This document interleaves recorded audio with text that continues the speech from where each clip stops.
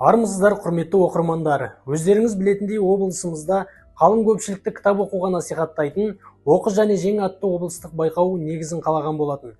Бүгінде өз оқырмандарын тауып, көпшілік қызығатын додаға айналғаны белгілі.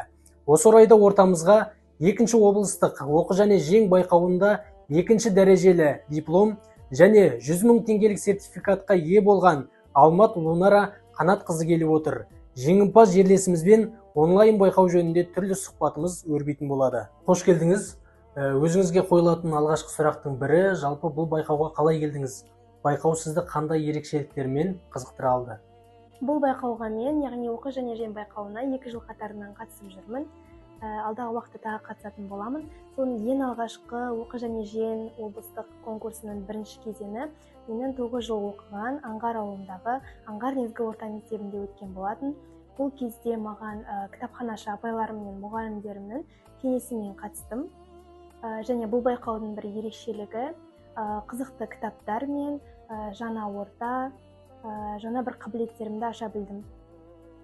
Рахмет. Енді бұл сайыстың шарты бойынша ұйымдастырушылар ұсынған шығарманы, белгілі бір кітаптарды толығымен оқып шығып, сол кітап бойынша тест тапсыру керек.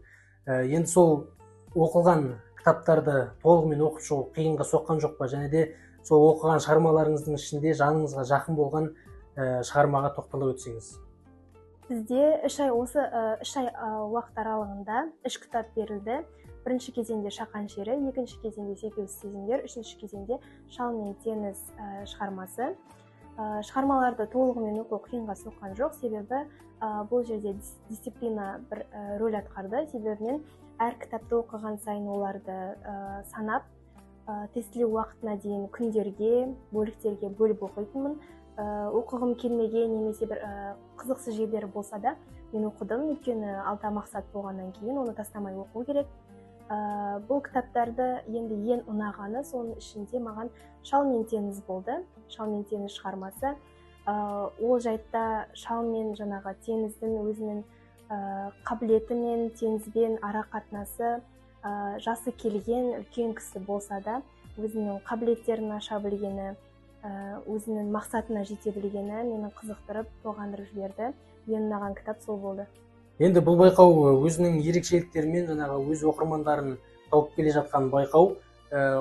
Осы байқауға қатысқысы келетін басқа да қатысушыларға не айтар едіңіз? Біріншіден, кітап оқимын деген адамға бұл конкурста шектеу жоқ, себебі өзі 3 бөліктен тұрады. 10-14 жас аралығы, 15-18 жас аралығы, 19 және одан жоғары. Яғни кішкентай баладан үлкен апа, жей, ата деген сияқты үлкен кісілерге дейін осы кітаптарды оқып, ары қарай өзіне рухани байлық, рухани азық алып, ары қарай жеңіске жетіп ұтуына болады. Бұл жерде ешқандай шектеу жоқ. Барлықтарыңызға қатысуға кеңес беремін. Оқыңыздар, жеңіңіздер.